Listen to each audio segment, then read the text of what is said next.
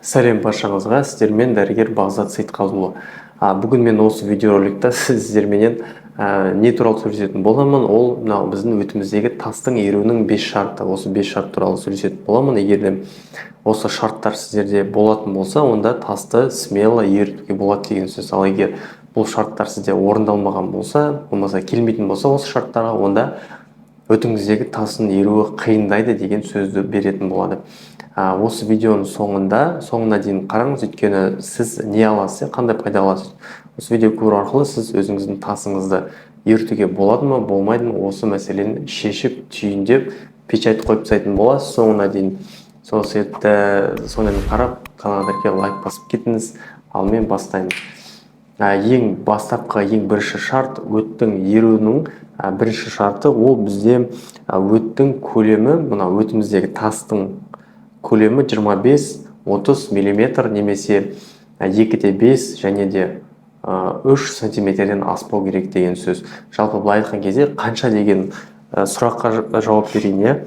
Қараңыздар, мынау мен линейкам болатын болса, егер де сіздің өтіңіздің размері делік 2 сантиметр немесе 20 мм болатын болса, ол қандай размерде болады? Қазір мен сізге түсінікті болу үшін көрсетейін.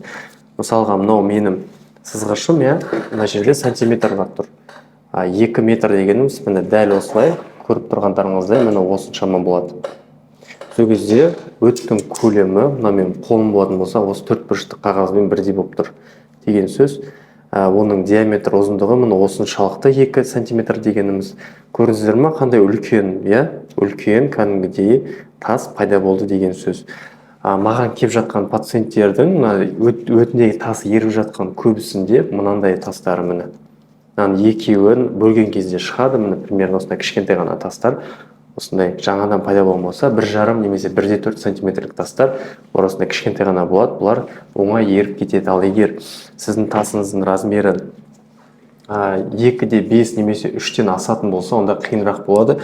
Мысалға, қанша болды, мысалға 3 сантиметр дегеніміз өлшеп көрейікші. Міне, где-то 3 сантиметр дегеніміз міне осы. Ойлаңызшы, осыншалықты үлкен тас пайда болатын болса, қандай қиын болады, көріп тұрсыздар ма? Міне осы 3 сантиметр болады. Немесе 30 мм деген міне осы. Егер де осыны үлкен болып кеткен болса, демек, ол тастың ядросы да қатты деген сөз. Тастың ядросы қатты болған сайын сырты да қатты болады. Және де бұндай тастарды еріту кішкене қиынға соғады. Сол себепті ең бірінші шарты сіздердің тастарыңыздың көлемі, размері немесе осы 25-30 мм-ден аспау керек деген сөз. Екінші шарты ол бізде өт қалтасы осы айтқан кезде тастармен толып қалмау керек деген сөз. Ол не дегеніміз? Ол мысалға өт қалтасы мысалға болатын болса, mesela түсіндіріп көрсетейін. Так, міне маркер, міне көрсетейін. Егер де сіздің өтіңіз осы болатын болса, міне өт қалтасы, міне өт қалтасын салам мен сіздерге қазір міне. Образно осылай салайықшы, міне өт қалтасы міне осылай болатын болса, енді өт қалтасының ішіндегі тастарыңыз бұлай толтырып тастатын болса, өтіңіздің ішін, міне почти соңына дейін толтырып жіберді, мұнан бәрі тас деген сөз. Осының бәрі толықтай толып тұрған болса, онда бұндай жағдайда уже тастар еремейді және шықпайды деген сөз. Өйткені көріп отқандарыңызды бұның іші толып қалды. Толған сайын бұның ішінде былай айтқан кезде жазылатын дәрі-дәрмектер действовать еткен кезде, емдік қасиеті бар дәрілер действовать еткен кезде, бұл тастарды еріте алмайды, өйткені пространство жоқ. Бұның ішінде де былай айтқан кезде кішкене реакция болып, зат алмасу процестері жүру керек та, мұның ішінде бұлай. Зат алмасу процестері жүретіндей, былай айтқан кезде орын болу керек. Бұл жақта онда орын жоқ болғаннан кейін тас еруі қиындап қалады. Егер де сізде узистар айтатын болса, ой, өтіңіз толып тұр тасқа, вариант жоқ дейтін болса, онда уже операция жасау туралы ойлану керек деген сөз. Бұл екінші шарт, өтіңіз толып тұрмау керек деген тасқа, содержимаға толып тұрмау керек деген сөз. екіншісі. Ал үшінші шарты ол бізде мынау өтіңіздің пайда болуына, тас пайда болғаннан кейін 5 жылдан аспау керек. Ол не дегеніміз? Кешіріңіз. Ол не дегеніміз? Ол дегеніміз, егерден тасыңыз өттің ішіндегі пайда болған тасыңызға 5 жылдан асып кетсе уақыт, ойлаңызшы, сізде пайда болып қойды тас, и жүре бердіңіз, ұзақ уақыт жүре бердіңіз, істемедіңіз, сол тұра берді, 5 жылдан өтіп кетті делік, онда бұндай жағдайда 5 жылдан асқан тастар көбінесе ерімейді, өйткені структуралары қатайып қалады. Жоқ, далада жүрген кезде тастар жатады ғой, жер тастары кәдімгідей бүйтіп қарайсың, сол тасты бүйтіп қалай аласың, кәдімгі тас болып тұрады, дәл сол секілді қатып қалады, түсінесіз бе? 5 жылдың ішінде тас. Бұндай тастардың еру өте қиын болады. Сол себепті осы үшінші шартты орындау керек. Көп ұзатпау керек. Тас пайда болды ма, оны ертуге тырысу керек терапевтический жағдайда. Осы үшінші шарты. Маған келіп жатқан мысалға пациенттер, кейбір кезде апалар келеді, аталар келеді, жастарын сұрасам 65-теміз, 70-теміз, 80-деміз деп жатады. Мен ондай кісілерге айтамын, сіздің тасыңыз пайда болғанда өте ұзақ уақыт өтіпті, сіздің тасыңыз ерімейді деп. Просто поддерживающий терапия жазып бере аламын, чтобы өте жұмыс істеу үшін хоть как-то бар ресурсымен сондай дәрілер ғана жазам, бұлай ерте алмаймын, өйткені ол ұзақ уақыт өтіп кетті деген сөз. Ал енді төртінші шарты ол бізде тастың типіне байланысты болады. Жалпы айтқан кезде өттегі пайда болатын тастың екі типі болады. Бұлай миды ашытпай қарайтын болсақ, жалпы түсінікті болу үшін айтып жатырмын. Негізі медицинада көптеген нюанстар, тонкостьтар, анандай майда заттар өте көп. Мен былай айтқан кезде түсінікті болу үшін былай бөліп айтам. Жалпы екі разделға бөлем тастың. Билирубиновый типтағы тастар болады және холестериновый типтағы тастар болды.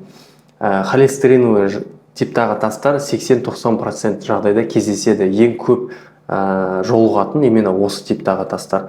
Ал 20 немесе 10% бұл билирубиновый типтағы тастар. Ал енді қайсы ерейді дейтін болсаңыз, именно холестериновый типтағы тастар өте жақсы ерейді. Мына орсодезоксихолевый кислота немесе бычий желчтар өте жақсы әсер етеді осындай тастарды ерітуге. И және де бізде қазір шығып жатқан препараттардың барлығы именно осы тастарды ерітуге арналған. Ал билирубиновый типтағы тастар практически ерімейді, ешқандай препараттар оған көмектеспейді, өйткені оның структурасы уже кристаллизированный болады. Билирубин дегеніміз жалпы былай айтқан кезде бір алмазға ұқсайтын бір содержимый сияқты заттарды образовать етеді. Ол жақта тұздар бар, сонымен былай кристалл секілді болып қалады, оған ешқандай зат әсер етпейді. Жалпы айтқанда осы төртінші шарты холестериновый типтағы тас болу керек, ол еру үшін өтіңізде. Енді соңғы бесінші шарт ол бізде өт қабыну процестерімен приступ бермеу керек. Ол не дегеніңіз? Ол мысалға, егер сіздің өтіңіз постоянно приступ беріп жүрген болса, өтіңіз ауырып жүрген болса, УЗИСқа барсаңыз тастар толып тұрса, ішінде приступ беріп, температураңыз көтеріліп, ауырып, тамақ ішемей жатып қалсаңыз, хирургтардың арасына жүгіріп жүрген болсаңыз, не істеймін, ойбай тасым приступ беріп жатыр деп. Анда случайлар болған, менде оқиғалар мынандай болған пациенттерімде жалпы. Көптеген болған, соның бір-екеуін айтайын. Екі қабат әйел болғанда, жас келін деп айтсақ та болады. Ол кісіде тастар пайда болғанда, беременность кезінде көбінесе тас пайда болады. Ол обмен веществ құртылғанымен байланысты болады. Именно осы екі қабат болған кезде, жаңағы екі қабат келінде приступ болған, бір емес 3 рет приступ берген өтіндегі тасы. Сол маған келіп айтып жатыр да, не істеймін енді деп, тастарым маза бермей жатыр деп, үстіме айтып жатырмын, егер острый болмайтын болса, андай, қатты мазаламай тұрған болса, күте тұр деп бірінші босанып алып, содан кейін тасында алып таста. Немесе үлкен кісілер келіп жатады маған, жаңа айтады, қатты приступ беріп жатыр, не істеймін, тасын маза бермей жатыр.